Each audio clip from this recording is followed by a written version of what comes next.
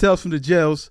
Excuse me, ladies and gentlemen. We're here in New Jersey, the heart of New Jersey, with our guy, Albee. You guys have come down here.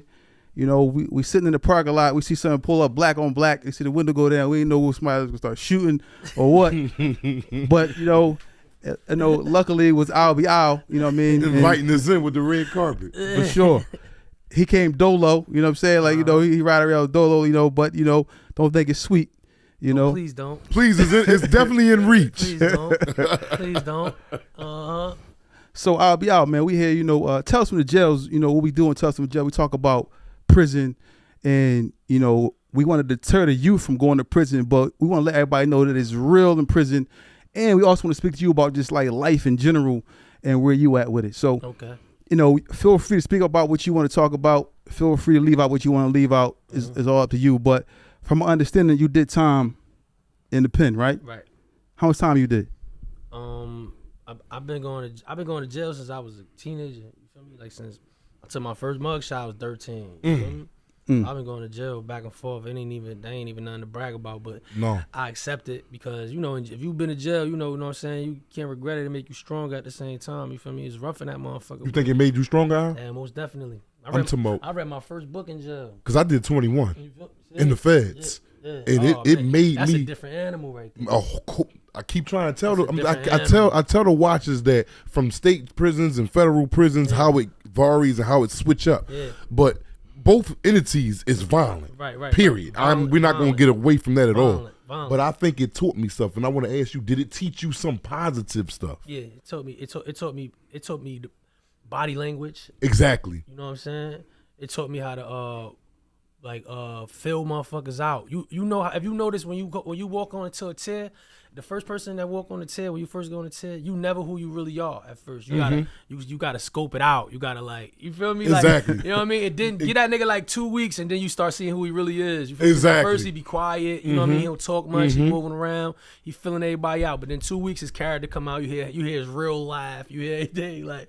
You know what I'm saying? So like jail definitely taught me. It taught me a lot. It taught me a whole lot. Like and I think when I think about that shit, it's how you said you did 21. Yeah. So you did 21. I feel like anybody that's in jail right now that got like 20 some years and 20 in, they let them out right now. They're gonna be some of the strongest people. They're gonna run circles. They're gonna run circles around the average layman that's out here. It's crazy, man. It's a lot of people that's not coming home or whatever, right? But I know if they come home, the power they have, because once like your anger can send you to jail for the rest of your life. Exactly. It's that fast. But if them people that come home from jail, bro, that's why they be running over it. They be like, yo, that's why I picked that phone up. I swear to God, I picked that phone up because every time they see things. It's crazy. They see things that we don't see, even though we out here in this real world, and they educate me still. Word up. And I think that word spread faster in jail. Yeah, what? Yeah, you can hear about somebody getting shot before, and you just waking up. Yeah. In the streets, you feel me? You waking up like, what happened? And if the nigga in jail calling you, waking you up, telling you, you feel me? I ain't gonna lie, Albee. When I first went in there, I was scared. I ain't gonna, and I'm a big old tough nigga.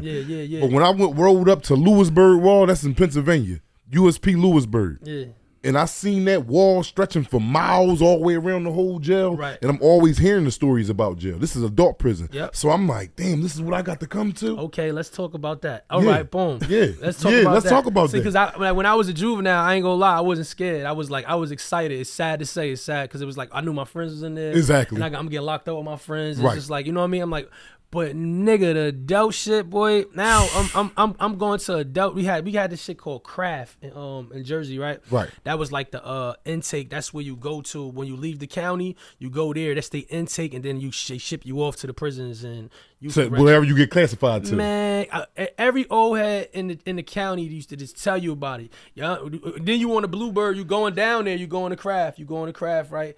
They let you. Don't you go down there playing with them white people. You better listen to everything they saying. You a little wild nigga. You popping shit. You go in there. They set your ass straight. I seen them COs beat. They kill you. Yo, they man. will kill you. Like he couldn't do. Because he was walking slow. He old as hell, bro. He had to be like going on 70 or something. Like he was old as hell, bro. They beat the shit out that nigga, bro. But what's in your mind state when you watching when I this? seen Like, that shit, wow. I'm like, yo, what?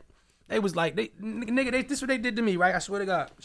Check these out. These the Kobe's, Mambas. But look, love them. You feel me? So look, they did this. It's simple shit. This how I almost got my ass whipped. Boom, socks. They like, yo, all right, strip. So you strip. Right. So you take your sock off. You know how you take your sock off? What's the average thing you do when you take your sock off? You pop it, right? Exactly.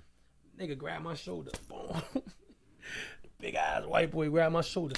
Didn't I tell you don't shake your fucking socks? I'm like, huh? Yeah, they thinking you trying to get rid of the contraband. They about to dog me in there, bro. Over shaking your socks. So, but I was the sacrifice because he warned me. Boom. He like, didn't I tell you don't shake your fucking socks? I'm like, oh, my bad. You know, yeah, say no, sir. I'm like, what? So he like, so the next nigga next to me popped this sock again. They start fucking him up. See, so I almost got the ass whooping, but the next nigga popped this. He sock. took that joint. Oh man, bro, they be wilding out craft. We don't got craft no more. It was too bad. It was too bad in craft. That was a county joint or a juvenile joint? Nah, that was adult bid. I was coming from the county going to prison. Wow. Exactly. So, but they got like an intake. So it's like they break you there. You take your it's a waiting. It's like a waiting place. Like orientation. Yeah, that's exactly. Sign you right up. Orientation. Yeah, and then you find out what prison you go. Is that to. Then that's classification. Yeah, you feel me? About your custody level. And then they ship you out. You go to the prisons. That place right there was none to fuck with, boy. So they catch you coming. They just breaking you in. You know how they tell you a scary story. Your mother tell you a story. The bedtime story. That craft story. The old heads tell you in the county. That shit was true as hell, boy. They ain't play with you down there. Let me ask you this, because this is like a lot of people want to know this. Did you have a girl when you went in? Yeah, hell yeah. How did that turn out for you? Did she ride? Was she 10 toes down? What's your matter of fact? Here go a better question. What's your definition? Because you was in jail. What's your definition of a woman riding? Because before you talk, I'm gonna tell you this little short answer that I got. I think a woman, if she can answer that phone, if she can send money when she can, if she can come when she it took me 15 years to learn this, though. I was just about to say that. It took me 15, because the first 5 years, you better get up here when I say get up here. You better get, and then I'm crying if you don't come. Yeah, you don't come, my whole week messed up. What? Whole week messed up. And that go back to it being an evil place. Now you pissed off on the hotel. You don't want to talk to nobody. You want to play on and you will really punish somebody. You will really go to jail with all because of this situation, a woman. That one situation. So it's safe to say, if we ran a podcast to men that's going to prison and 3 of them came up today and said, yo, we got 10 years apiece, but we all married. What would be your advice to them with they wives they married? Man. Leave them? Like, let it go. And this is my advice when niggas be in jail. I be like, yo, make sure you turn your girl into your friend. Yes. There you go. You couldn't break that down, but I couldn't break that down better. Nah, word and up. that right there, I'm gonna take that. I'm stealing that from you, Al. Make sure you turn your girl to your friend. This is not your girl. Yep. I can't say. You know, we like to hold on. Yep. Everything in there, like you say, that's why you answer. You could just tell me as soon as I call you, what's up, man? We had a concert for real. Yeah. My whole day is like circulating off of what you doing. Exactly. I live life through you now. I'm living through you, man. That should be serious, man. That's my advice for niggas when they because when I went in there before, I had a girl, then she got pregnant, left me in there. I've been through that, and then my girl that I left her for, she start holding me down. They work like that too sometimes. Yeah, you'll definitely come up. The girl you really want, she ain't gonna hold you down. The girl that you least expect to hold you down gonna hold you down. Let me ask you a question. How you found out she was pregnant?